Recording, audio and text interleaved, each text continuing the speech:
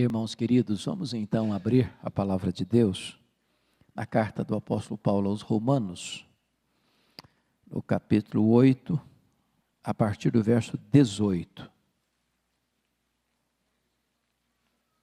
Romanos 8, a partir do verso 18.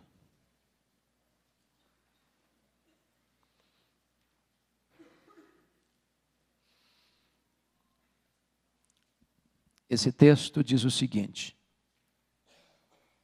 porque para mim tenho por certo que os sofrimentos do tempo presente não são ou não podem ser comparados com a glória a ser revelada em nós. A ardente expectativa da criação aguarda a revelação dos filhos de Deus, pois a criação está sujeita à vaidade, não voluntariamente, mas por causa daquele que a sujeitou, na esperança de que a própria criação será redimida do cativeiro da corrupção para a liberdade da glória dos filhos de Deus. Porque sabemos que toda a criação, a um só tempo, geme e suporta angústias até agora.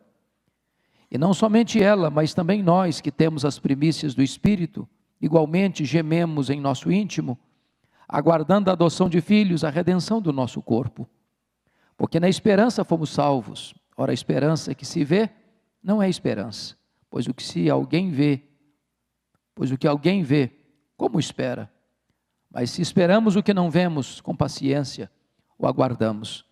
Também o Espírito semelhantemente nos assiste em nossa fraqueza, porque não sabemos orar como convém, mas o mesmo Espírito intercede por nós sobremaneira, com gemidos inexprimíveis. E aquele que sonda os corações sabe qual é a mente do Espírito, porque segundo a vontade de Deus é que Ele intercede pelos santos. Sabemos que todas as coisas cooperam para o bem daqueles que amam a Deus, daqueles que são chamados segundo o seu propósito. Porquanto aos que de antemão conheceu, também os predestinou para serem conformes à imagem de seu Filho, a fim de que ele seja o primogênito entre muitos irmãos. E aos que predestinou, a esses também chamou, e aos que chamou, a esses também justificou, e aos que justificou, a esses também glorificou. Que diremos, pois, à vista dessas coisas? Se Deus é por nós, quem será contra nós? Aquele que não poupou a seu próprio Filho, antes por todos nós o entregou, porventura não nos dará graciosamente com ele todas as coisas? Quem tentará acusação contra os eleitos de Deus? É Deus quem os justifica. Quem os condenará? É Cristo Jesus quem morreu, ou antes quem ressuscitou, o qual está à direita de Deus e também intercede por nós. Quem nos separará do amor de Cristo? Será tribulação, ou angústia, ou perseguição, ou fome, ou nudez, ou perigo, ou espada? Como está escrito, por amor de ti somos entregues à morte, o dia todo fomos considerados como ovelhas para o matadouro. Em todas estas coisas, porém, somos mais que vencedores por meio daquele que nos amou, porque eu estou bem certo de que nem a morte, nem a vida, nem os anjos, nem os principados, nem as coisas do presente, nem as do porvir, nem os poderes, nem a altura, nem a profundidade, nem qualquer outra criatura poderá separar-nos do amor de Deus que está em Cristo Jesus, nosso Senhor. Amém. Meus irmãos, eu penso, estou seguro disso, e penso que vocês também estão, que nós estamos vivendo dias muito angustiosos. O cenário mundial é de tensão. Já em 1985, Mikhail Gorbachev escreveu o livro Perestroika e disse naquela época que se houvesse uma conflagração mundial, uma guerra mundial, não haveria mais vencedores ou vencidos, porque o arsenal acumulado até então daria para destruir o planeta Terra 27 vezes. Nós não demos marcha ré de lá para cá. Hoje, o que acontece na Coreia do Norte não é um fato isolado do mundo, porque um imperador, um homem que domina com mão de ferro e é adorado como uma divindade em seu país, faz testes nucleares contra a vontade do mundo, e hoje mostra em fotografias uma bomba de hidrogênio, 80 vezes mais poderosa do que a bomba atômica que destruiu Hiroshima e Nagasaki. Se um artifício desse for acionado, nós poderemos começar uma guerra mundial, de efeitos absolutamente imprevisíveis. O mundo está na ponta dos pés, sobressaltado, aflito e preocupado. Você olha o cenário da Europa, da América do Norte, da Ásia, e você vive uma tensão contínua. É o radicalismo religioso de um lado, é a loucura de governantes que não são pautados pela sabedoria. Você olha o cenário brasileiro e nós chegamos ao fundo do poço, na credibilidade das nossas autoridades, dos três poderes. A sociedade está como que anestesiada, porque não tem mais nada novo para surgir, que possa nos abalar mais. Já estamos, de certa forma, anestesiados.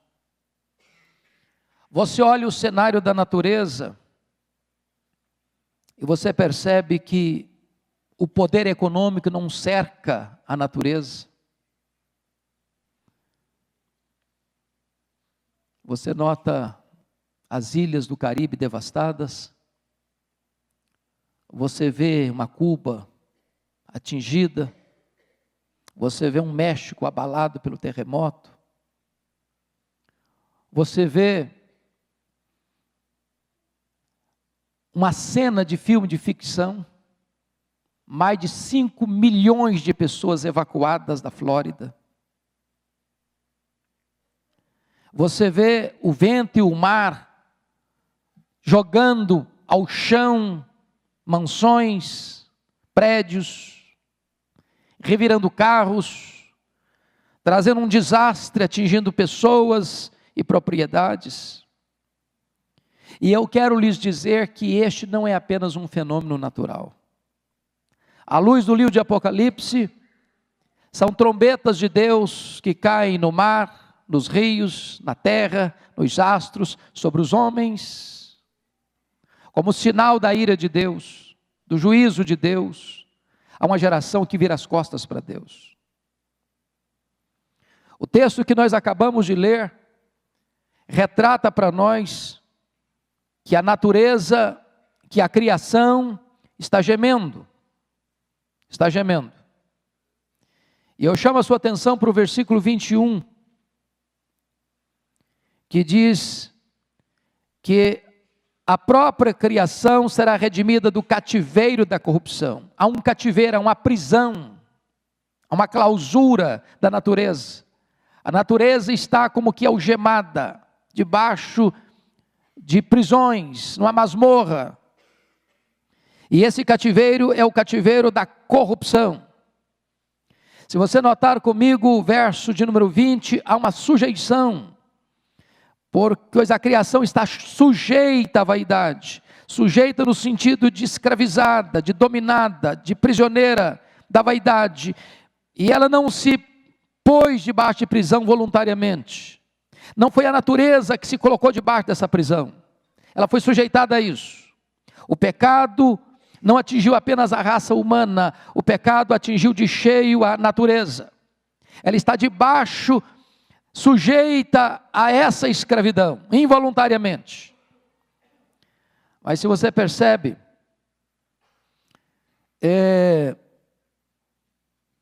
o texto vai nos informar que a natureza está gemendo. Ela está gemendo. E o versículo de número 22 diz: porque sabemos que toda a criação, não parte da criação, toda a criação, a um só tempo geme e suporta angústias até agora. É isso que você está vendo? é seca, é enchente, é maremoto, é terremoto, é tufão. Para todo lado há uma angústia. Todos vocês sabem que a grande preocupação do século XX é com o suprimento de água potável no mundo. O mundo está inquieto, porque a natureza está gemendo, está com cólicas intestinais. Mas notem que o gemido da natureza não é um gemido de morte, é um gemido de expectativa, é o gemido de uma mulher grávida que vai dar à luz, é um gemido aguardando a redenção,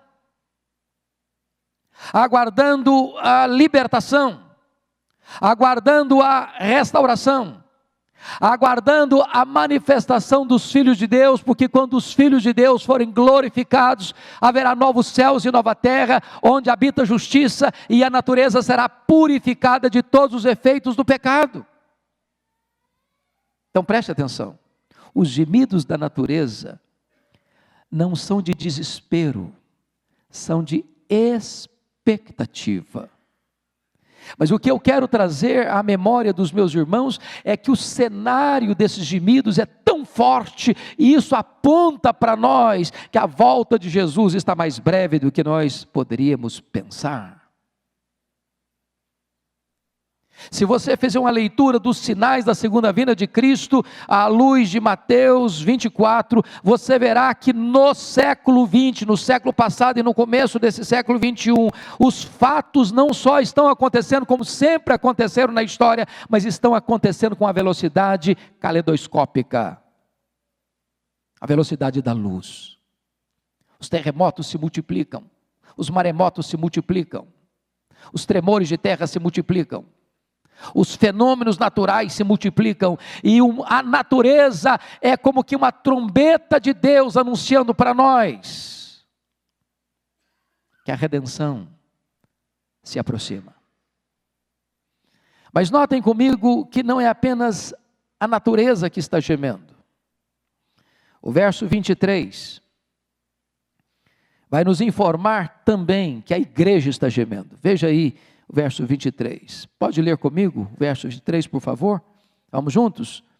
E não somente ela, mas também nós, que temos as primícias do Espírito, igualmente gememos em nosso íntimo, aguardando a adoção dos filhos de Deus, aguardando a adoção de filhos, a redenção do nosso corpo. Preste atenção, queridos, que os gemidos da igreja também não são gemidos de desespero, mas de esperança. Se você é crente, se você tem o Espírito Santo, você está gemendo por dentro. Você não se conforma com a situação. Você não se acomoda à situação. Se você tem o Espírito Santo, você entende o que está acontecendo no mundo, no planeta, na nossa nação. Se você tem o Espírito Santo, o seu gemido não é gemido de morte, é gemido de vida, porque você está como que na ponta dos pés, aguardando aquele glorioso dia, quando Jesus Cristo vai voltar e vai resgatar-nos desse cativeiro, e vai resgatar a natureza do seu cativeiro, e vai transformar o nosso corpo pecaminoso num corpo de glória, e nós então ficaremos livres de toda essa escravidão que está imposta sobre nós.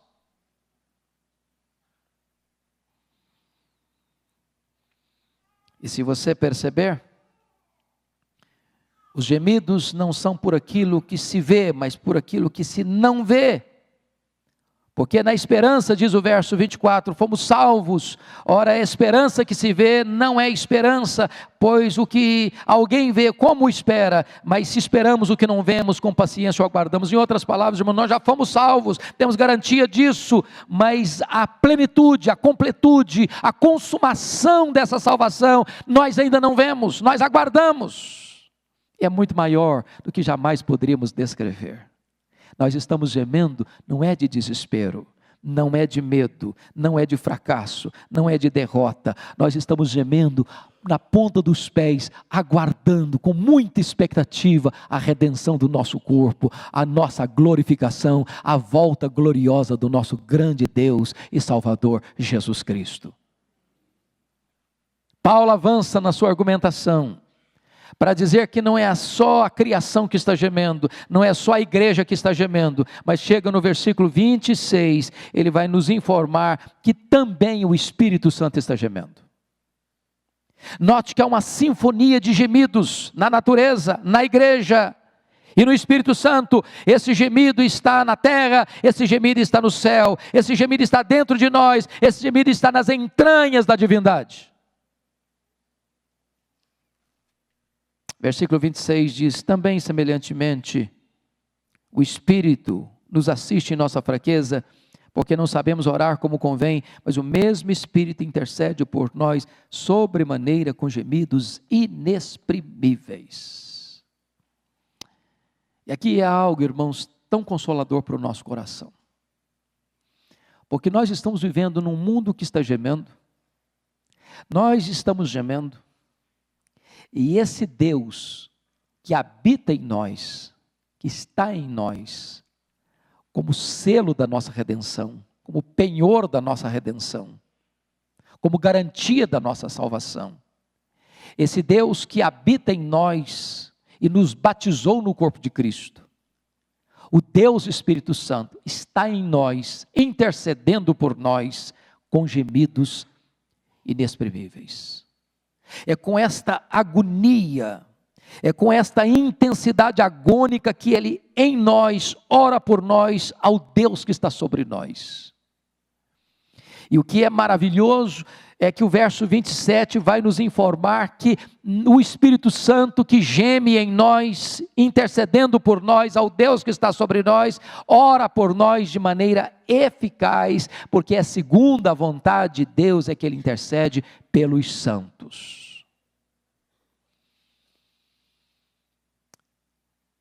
Depois ele dá um passo adiante, vai mostrar para nós uma convicção segura que temos no verso 28, para trazer quietude e tranquilidade ao nosso coração. Porque você olha para a natureza e diz: meu Deus, a natureza está doendo, está doente, ela está gemendo, ela está com cólicas intestinais. Aí você olha para a igreja está gemendo. Aí você olha para o Espírito Santo e ele está gemendo. Isso pode levar você a um desespero. Isso pode levar você: meu Deus, o que vai acontecer? O mundo está vivendo uma espécie de convulsão progressiva. Podem ter certeza, esses fenômenos naturais vão aumentar.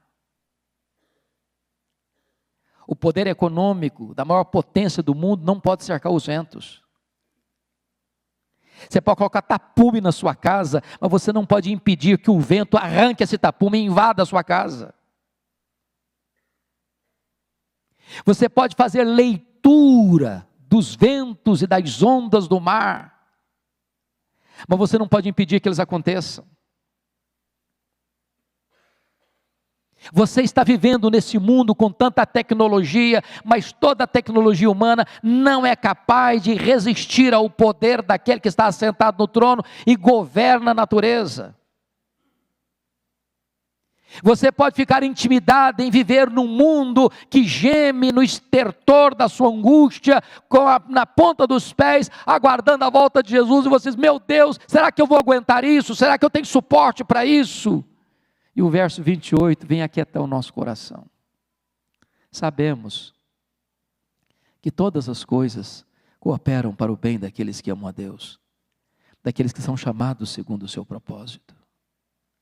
Por pior que seja a realidade do Brasil, irmãos, por pior que seja a conjuntura política, econômica e bélica do nosso planeta, por piores e mais loucos que sejam os governantes que têm o poder nas mãos, por mais insana que sejam as decisões tomadas nos bastidores do poder, Por mais intensa que seja a dor que a natureza esteja sentindo, ou por mais intenso que sejam os gemidos que a igreja está expressando, saiba disso, Deus não perdeu o controle da sua vida.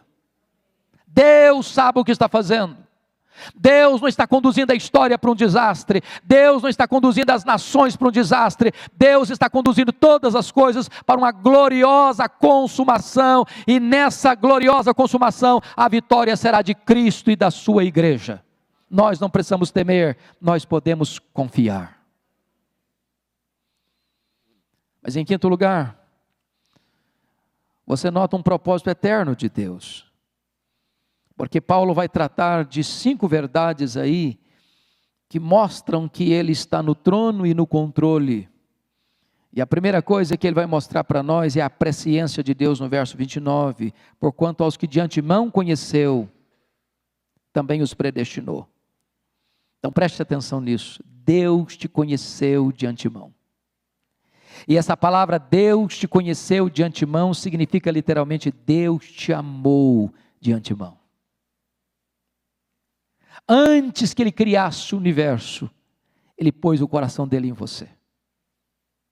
Antes que o mundo existisse, que as estrelas brilhassem, que os anjos ruflassem suas asas, antes que o sol mostrasse o seu calor e a lua desse a sua claridade, antes que os mares empurrassem suas ondas para lá e para cá, Deus já tinha você no seu coração e Deus já tinha conhecido você de antemão e amado você com amor eterno.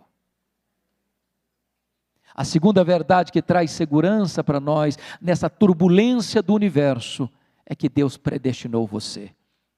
Olha o versículo de número 30, aos que Deus predestinou. Você é um predestinado de Deus se você está em Cristo Jesus. Isso significa o seguinte, que não foi você quem escolheu Deus, foi Deus quem escolheu você. E significa que não foi você quem começou a amar a Deus, foi Deus quem começou a amar você. Isso significa que Deus escolheu você não por causa de virtudes que Ele viu em você, Ele escolheu você de forma soberana, Ele escolheu você de forma incondicional, porque Ele escolheu você antes da fundação do mundo.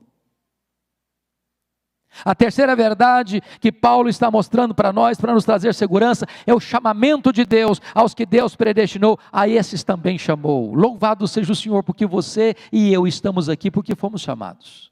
Um dia nós escutamos a voz do divino pastor, porque éramos ovelha dele, nós ouvimos a sua voz, porque as vendas foram tiradas dos nossos olhos, o tampão foi tirado dos nossos ouvidos, o nosso coração foi trocado de um coração de pedra para um coração de carne, e ele mesmo entra lá dentro de nós, e muda as disposições da nossa alma, e nos regenera, e nos dá um novo coração, e nos dá uma nova mente, e nos dá uma nova compreensão, e nós somos conquistados por esse amor, nós somos transformados por esta mensagem, o Espírito Santo nos deu uma nova vida, nós recebemos o novo nascimento. Quarta verdade que Paulo vai mencionar para trazer segurança para nós, é que nós somos a presciência de Deus, a predestinação de Deus, o chamamento de Deus, agora vem a justificação de Deus.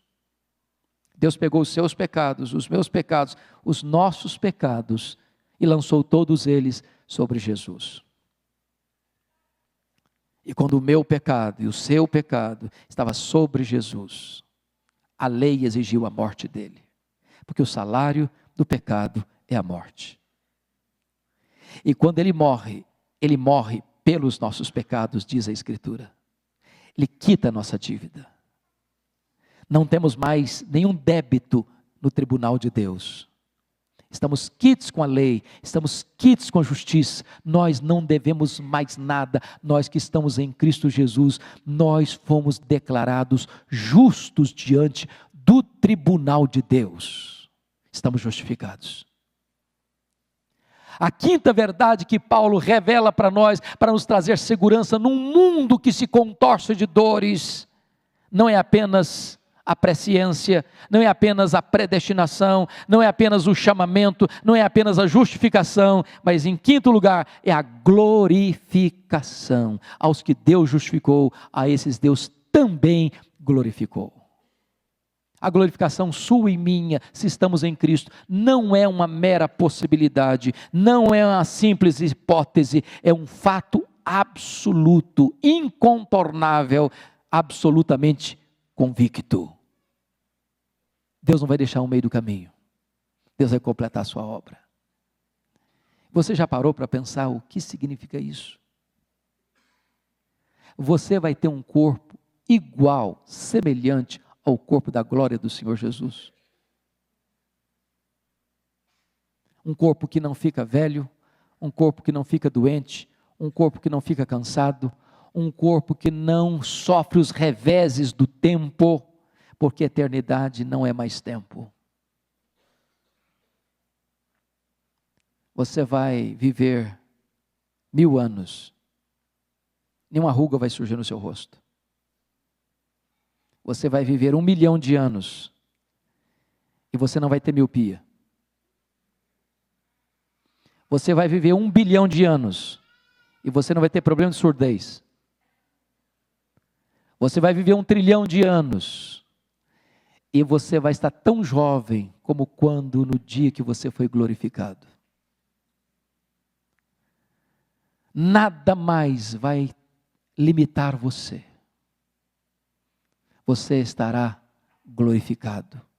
Isto não é uma possibilidade, isso é um fato absoluto.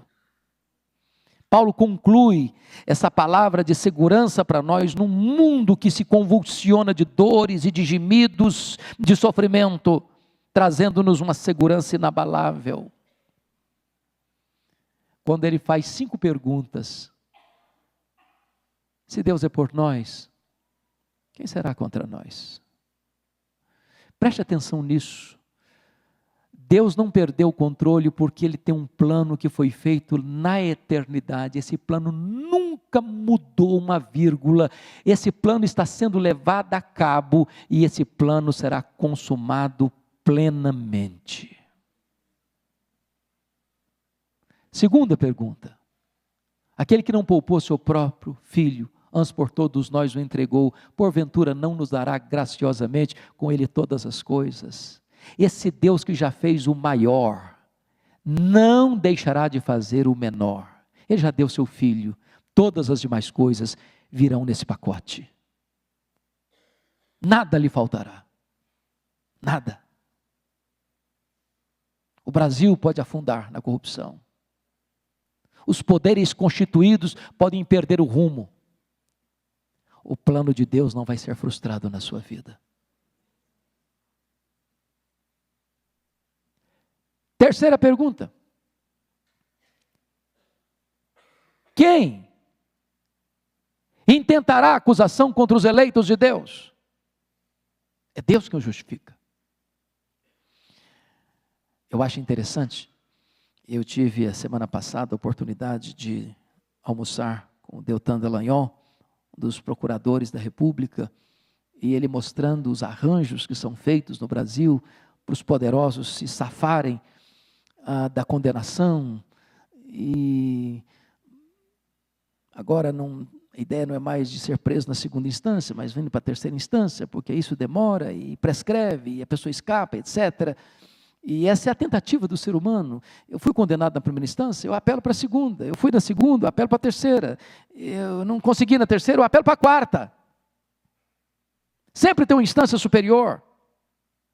O que Paulo está dizendo é isso. Quem tentará acusação contra os eleitos de Deus? É Deus que justifica. Sabe o que significa isso? Você já foi justificado na instância superior. Não tem instância para cima para você recorrer. Não tem ninguém que possa acusar você. Bom, eu fui justificado aqui nessa instância, mas eu sendo acusado, de repente eu vou ser condenado na instância superior e perder a segurança que eu tinha. Não, impossível, porque a instância que diz que você está justificado não pesa a condenação sobre você, é a suprema instância, o supremo pretório divino, não há apelação mais. Você está seguro, eternamente seguro. Quinta verdade: quem os condenará? É Cristo Jesus quem morreu, o antes quem ressuscitou, o qual está à direita de Deus e também intercede por nós. O texto está dizendo o seguinte: o seu crime não pode mais ser punido em você, porque um outro alguém, substituto, levou sobre si a penalidade do seu crime, e Deus é justo para não punir o seu crime duas vezes, porque ele foi plenamente punido na pessoa do seu Filho Jesus Cristo, e se ele foi punido no seu lugar, você não pode mais ser punido, porque Deus é justo. Ele morreu, ele ressuscitou, ele está à destra de Deus, e ele intercede por você. Mas Paulo conclui esse argumento trazendo para nós uma palavra de segurança num mundo que está gemendo de dor, dizendo o seguinte: quem nos separará do amor de Cristo? Tribulação? Angústia? Fome? Nudez? Perigo? Espada? A lista pode continuar. Corrupção, violência urbana, tráfico de drogas, bala perdida, tufão, terremoto, bomba de hidrogênio, testes nucleares, convulsões sociais, crise conjugal, problema econômico. O que é que vai nos separar do amor de Deus que está em Cristo Jesus?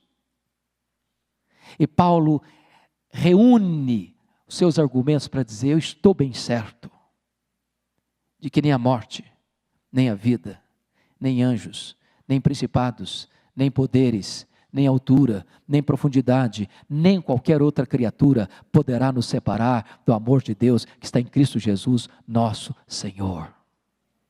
Oh, irmãos, a natureza está gemendo, as nações estão aturdidas, aflitas, o mundo está com cólicas intestinais, mas você está seguro, Deus não perdeu o controle.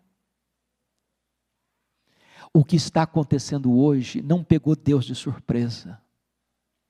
Deus tem um roteiro, e esse roteiro está sendo seguido à risca. E você e eu não precisamos ficar aturdidos, perturbados, inseguros ou inquietos, porque a nossa vida está nas mãos daquele que tem o controle da história em suas poderosas mãos. Bendito seja o Senhor por tão gloriosa salvação, por tão firme segurança que nós temos. Curva sua fronte, por favor. Vamos orar.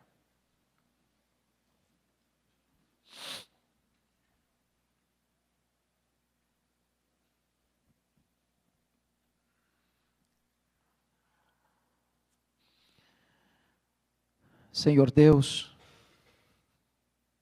a Tua palavra escreve a história antes dela acontecer. E o que nós estamos vendo hoje no Brasil, agora hoje de manhã nos Estados Unidos, esta semana passada nas Ilhas do Caribe, no México, o que os jornais descrevem com preocupação lá na Coreia do Norte, o temor de uma invasão militar naquela península coreana, o medo de que uma conflagração mundial aconteça, os reveses de toda ordem, seja na natureza, seja na história, seja na sociedade, trazendo, Deus, pânico, medo, pavor para a população. Tudo isso, Deus, não colheu a Ti de surpresa. Ao contrário, a Tua palavra já nos mostra com clareza que essas coisas haveriam de acontecer. Mas a Tua palavra também traz para o nosso coração nesta manhã serenidade, segurança inabalável. A nossa vida está nas Tuas mãos. Rogamos-te, ó Deus, que esses sinais e essas trombetas que soam nos ouvidos da história, possam acordar-nos para a realidade de que o juízo ainda está vindo misturado com a misericórdia. E tu estás dando oportunidade ao homem que se arrependa, que se volte para ti enquanto é tempo.